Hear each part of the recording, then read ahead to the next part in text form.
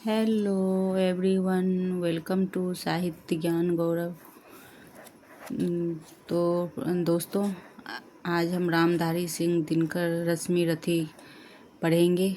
इनकी भूमिका पढ़ेंगे क्योंकि यूजीसी नेट के लिए रश्मि रथी इम्पॉर्टेंट है। कविता है रामधारी सिंह दिनकर का, और इनका ये रश्मि रथी से बहुत सारे प्रश्न भूमिका से भी पूछे जाते हैं, कविता से भी पूछे जाते हैं। तो हम आज देखते हैं रश्मि रथी।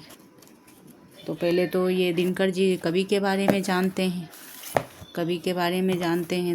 रामधारी सिंह दिनकर कवि हैं और इनकी परिचय जानते हैं।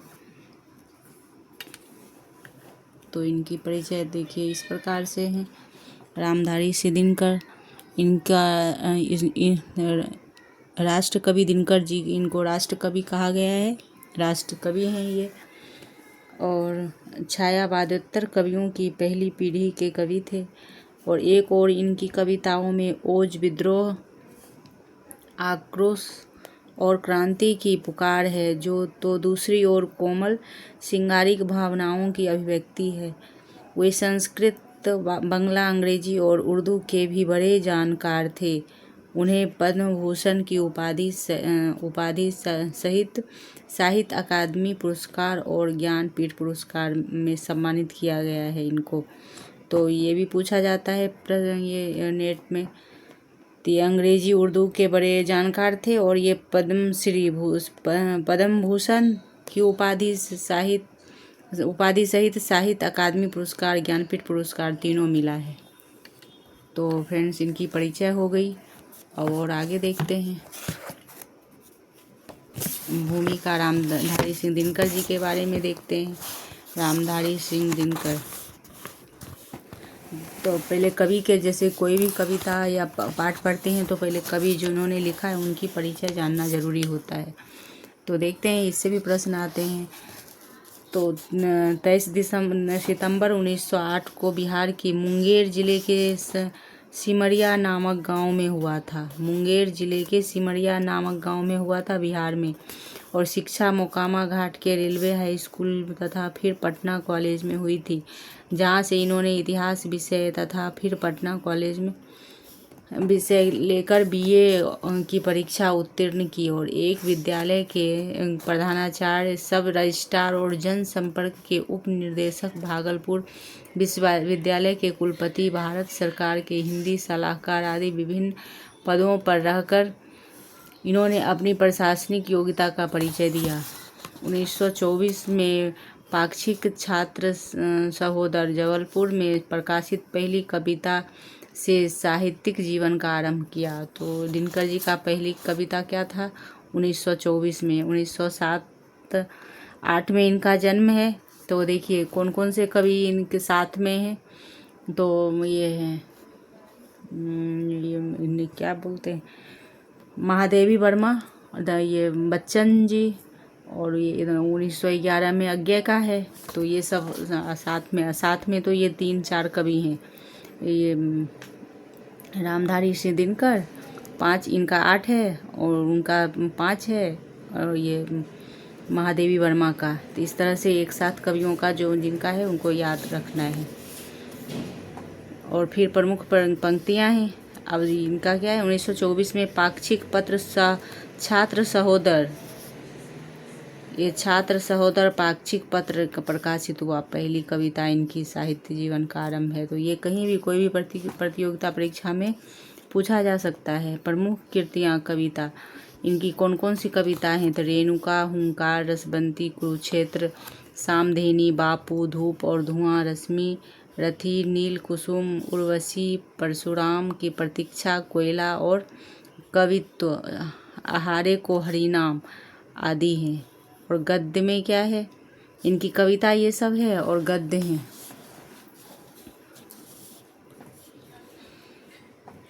मिट्टी की ओर, अर्धनारीश्वर, संस्कृति के 4 अध्याय जो कि अपने यूजीसी नेट में भी जुड़े हुए हैं। और काव्य की भूमि, पंत प्रसाद और मैथिली शरण गुप्त, और शुद्ध कवि की खोज, संस्मरण और श्रद्धांजलियाँ आदि। तो 1959 में संस्कृति के 4 अध्याय पर साहित्य अकादमी पुरस्कार और पद्म भूषण की उपाधि मिली है। तो 1959 में, देखिए 1908 में जन्म है, पहला संस्करण 1924 में है, फिर 1959 में संस्कृति के 4 अध्याय साहित्य अकादमिक पुरस्कार मिला है। तो ये भी प्रश्न बन सकते हैं कि संस्कृति के 4 अध्याय के लिए कब पुरस्कार मिला, तो 1959 में। और पद्म भूषण की उपाधि मिली थी पुरस्कार में। और 62 में भागलपुर विश्वविद्यालय की तरफ से डॉक्टर ऑफ लिटरेचर की मानद उपाधि मिली थी। और 1973 में उर्वशी पे ज्ञानपीठ पुरस्कार मिला था। अनेक बार भारतीय और विदेशी संस्कारों के नियंत्रण पर विदेश यात्रा हुआ था। और इनका निधन 1974 में हुआ था। 1908 में जन्म है, 1974 में इनका निधन है। और 59 में पुरस्कार पद्म भूषण मिली है। और भागलपुर विश्वविद्यालय में मानद प्राप्त हुआ है, मतलब वो ऊंचे पद पर मानद प्राप्त होता है प्रतिष्ठा के लिए प्रोफेसर को। 1973 में उर्वशी पर ज्ञानपीठ पुरस्कार मिला है। तो ये याद रखना है, ये बहुत ही वेरी इम्पॉर्टेंट है एग्ज़ाम की दृष्टि से। तो फिर और देखते हैं, फिर रश्मि रथी की भूमिका है। तो देखिए रश्मि रथी के रामधारी से दिनकर हैं, तो भूमिका देखते हैं। तो एक क्लास में ये सब भूमिका हो जाएगी, फिर कविता बचेगी, फिर कविता पे एक नज़र डालेंगे। पहले आज भूमिका देख लेते हैं। तो भूमिका में देखिए, भूमिका से आजकल प्रश्न बनते हैं, बदलते हुए पैटर्न में भूमिका से प्रश्न बन रहे हैं। तो मतलब पूरे कविता या कहानी का सार भूमिका में छुपी होती है, तो भूमिका पढ़ना जरूरी है। और ये फ्रंट पेज पे रहता है, तो ये प्रश्न बनाने में आसानी होती है। अभी ट्रेंड चला हुआ है, तो क्या पता कब क्या चेंज हो जाता है यूजीसी नेट में। तो देखिए, और ऐसे तो ये हिंदी साहित्य हर जगह उपयोगी होता है, सभी एग्ज़ाम में। कहीं भी ऐसा नहीं है कि जहाँ हिंदी से साहित्य से प्रश्न नहीं बनते हों और हिंदी मतलब साहित्य नहीं हो। हिंदी इंग्लिश सभी एग्ज़ाम, प्रतियोगी एग्ज़ाम में सभी में कंपलसरी है, तो इसलिए ध्यान से सभी देख सकते हैं। इस सरल सीधे काव्य को भी किसी भूमिका की ज़रूरत है, ऐसा मैं नहीं मानता। मतलब इतना ये सरल सीधे काव्य हैं और हर कोई इसको भूमिका की ज़रूरत नहीं है। मगर कुछ ना लिखूं तो पाठकों को ज़रा उदास हो जाएंगे, और जो मूल पुस्तक के पढ़ने में हाथ लगाने से पूर्व किसी न किसी पूर्वाभ्यास का खोज करते हैं, यूँ भी हर चीज़ का कुछ न कुछ इतिहास होता है। और रश्मि रथी नामक यह विनम्र कीर्ति इस नियम का अपवाद नहीं है।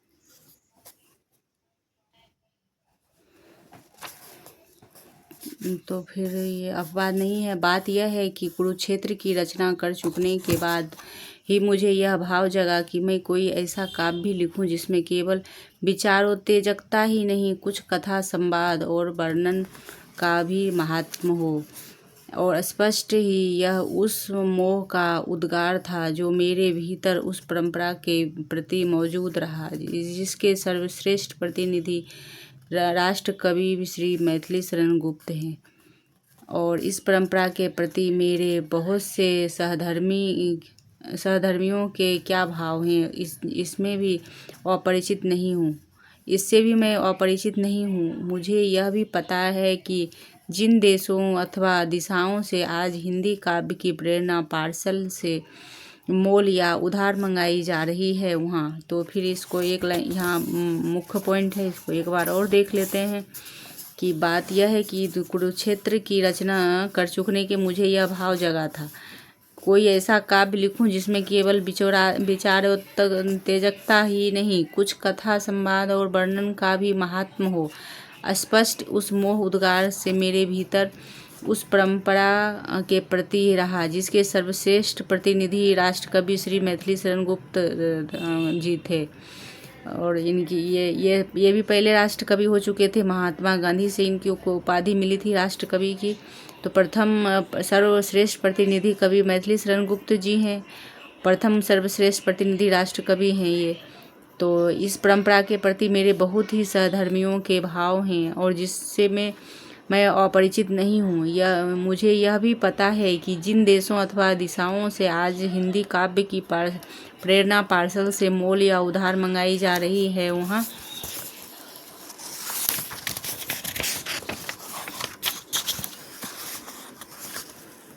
तो कथा काव्य की परंपरा निःशेष हो चुकी है, और जो काम पहले प्रबंध काव्य करते हैं वही काम अब बड़े मज़े में उपन्यास कर रहे हैं। किंतु अन्य बहुत सी बातों की तरह इस बात का भी महत्व समझता हूँ कि भारतीय जनता के हृदय में प्रबंध काव्य का प्रेम आज भी काफ़ी प्रबल है, और वह अच्छे उपन्यासों के साथ साथ ऐसे कविताओं के लिए भी बहुत ही उत्कंठित रहती है।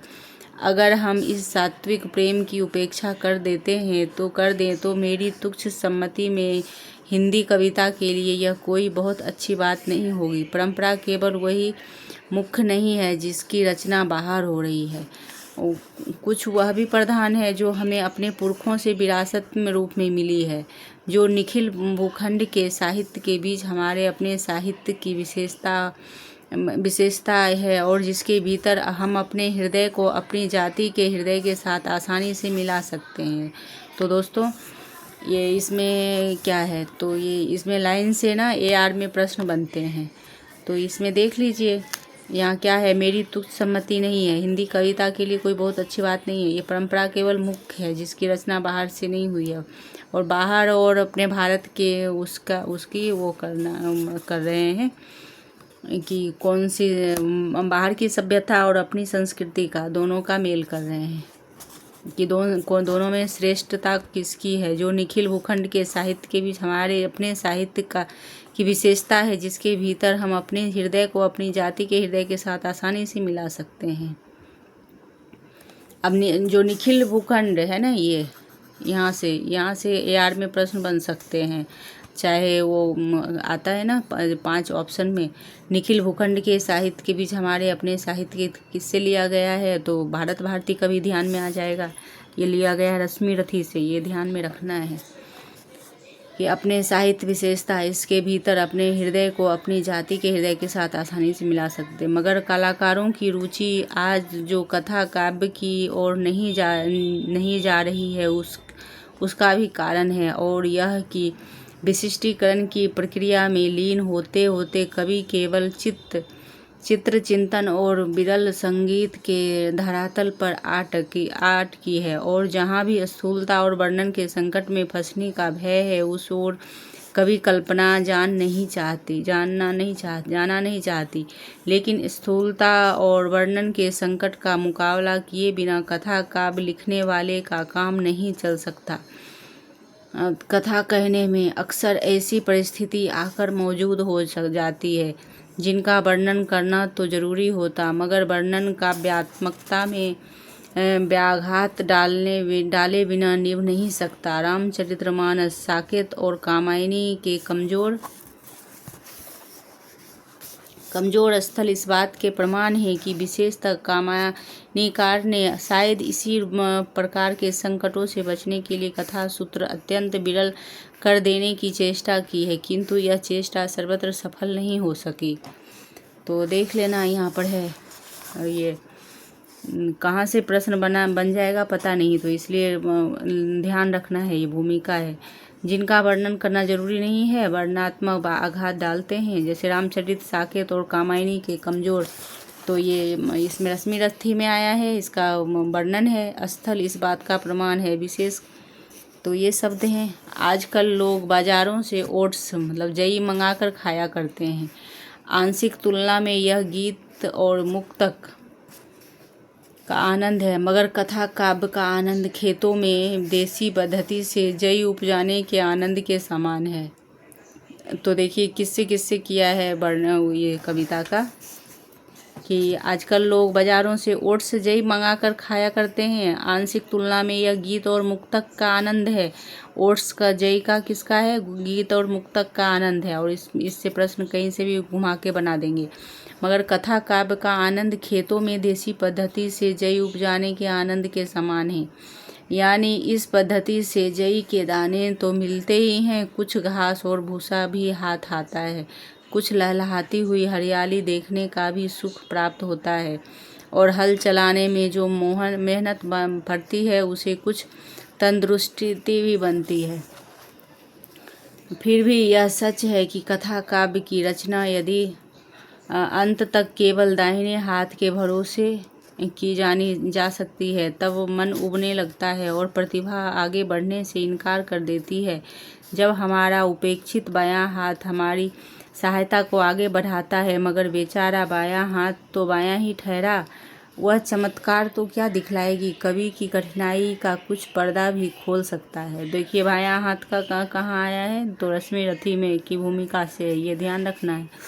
खुलने वाली कमजोरियों को ठगने के लिए कवि मानना कौशल से भी कम काम लेना पड़ता है। यह तो हुई महाकाव्यों की बात। अगर इस रश्मि रथी को सामने रखा जाए तो मेरे जानते इस आरंभ में बाएं हाथ से हुआ, और आवश्यकता अनुसार अनेक बार कलम बाएं हाथ से दाहिने हाथ की, दाहिने हाथ से बाएं हाथ आती जाती है, फिर भी खत्म होने की बात नहीं है। अच्छी नहीं लगी। विशेषतः मुझे इस बात का संतोष है कि अपने अध्ययन, तो देखिए बाएं हाथ दाहिने हाथ, ये याद रखना है कि रश्मि रथी की भूमिका से है, कभी एग्जाम में आए तो फिर और मनन से भी कर्ण के चरित्र और जैसा समझ सका हूँ वह इस काव्य में ठीक से उतर आया, और उसके वर्णन के बहाने मैं अपने समय और समाज के विषय में कुछ कहना चाहता था, उसके अवसर पर भी मुझे यथा स्थान मिल गए। इस काव्य का आरंभ मैंने 16 फरवरी 1950 ईस्वी से किया था। अब ये याद रखना है, इस काव्य का रश्मि रथी का किया है। उस समय मुझे केवल 1950 का, उस समय मुझे केवल इतना पता था कि प्रयाग के यशस्वी साहित्यकार पंडित लक्ष्मी नारायण मिश्र कर्ण एक महाकाव्य की रचना कर रहे हैं। किंतु अब ये देखिए बहुत ही महत्वपूर्ण लाइन है, तो यहाँ याद रखना है, ध्यान रखना है, और हो तो नोट कर लें। तो होते होते हिंदी कर्ण चरित्र पर नूतन और रमणीय काव्य निकल गए। अब देखिए किनकी वो उस पे है, यशस्वी साहित्यकार पंडित लक्ष्मी नारायण मिश्र कर्ण पर एक महाकाव्य रचना कर रहे हैं। किंतु रश्मि रथी पूरा होते होते हिंदी कर्ण चरित्र पर कई नूतन रमणीय काव्य निकल आए। यह युग दलितों और उपेक्षितों के द्वार का युग है।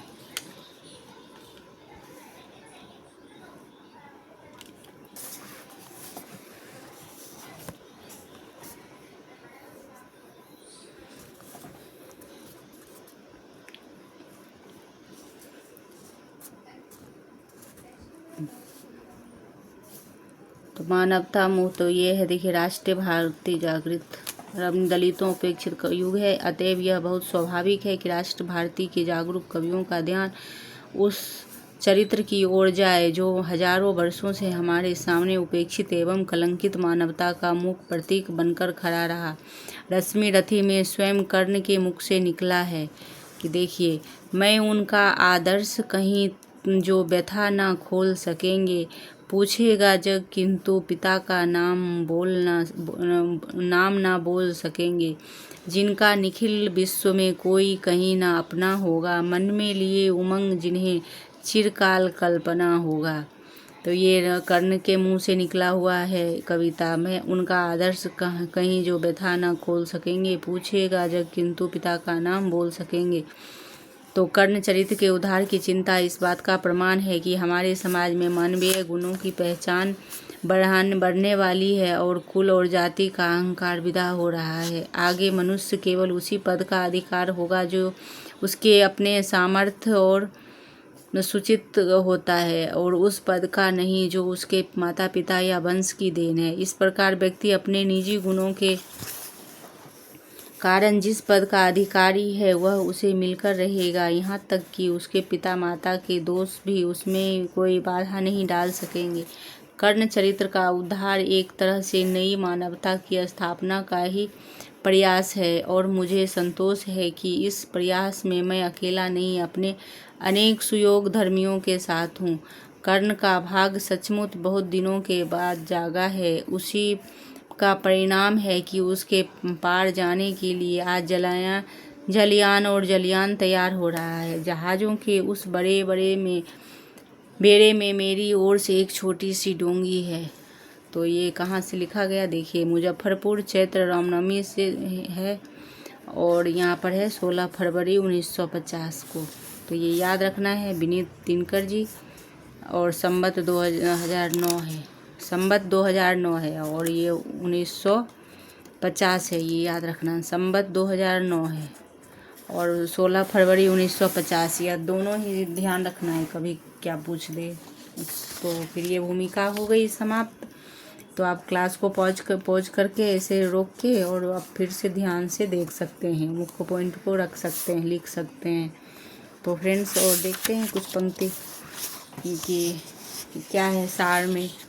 तो देखिए, दान जगत का पहले फर्स्ट पेज में है। दान जगत का प्रकृति धर्म है, मनुष्य व्यर्थ डरता है। एक रोज तो हमें स्वयं सब कुछ देना पड़ता है, बचते वही समय पर जो सर्वस्व दान करते हैं। ऋतु का ज्ञान नहीं जिनको वो देकर भी मरते हैं, वे देकर भी मरते हैं। रश्मि रथी चतुर्थ सर्ग से है। तो ये कविता देकर पूछा जाता है कि सर्ग क्या है। और ये देखिए, ब्राह्मणः सत्यवादी च तपस्वी नियत व्रतः रिपु स्वपिद्यावांश्च तस्मात् कर्णो वृषः स्मृतः। श्री कृष्ण वचन। बहुनात्र किं मुक्तेन संशय पात्र शृणु पांडव तत्समं द्वेष्टं वा कर्ण मन्ये महारथम।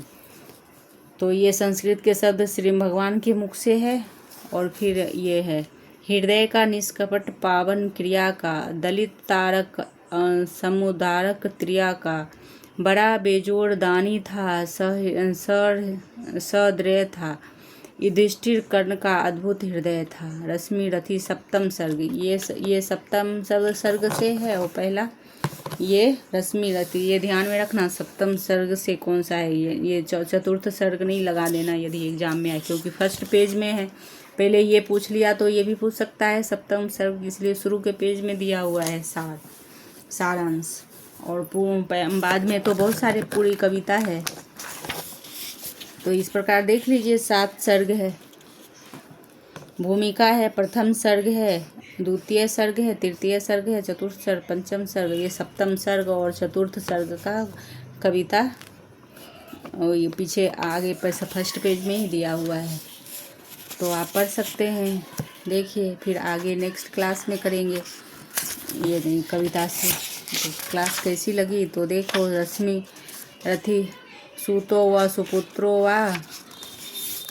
वा या वा का वो भावाम्यहम दैव्यात्म कुल जन्म मदा युक्तम कुरु तुम पौरुषम। तो देख लीजिए, ये प्रथम सर्ग से इस प्रकार है कविता। तो हम अगले क्लास में देखेंगे कविता इम्पोर्टेंट सब। और पढ़ने में तो आजकल कहीं से प्रश्न बनते हैं, तो इसलिए तो ऐसा है। तो फ्रेंड्स, क्लास अच्छी लगी तो लाइक एवं सब्सक्राइब कमेंट कीजिए, और कैसी क्लास लगी और सब्सक्राइब कीजिए। थैंक यू, धन्यवाद।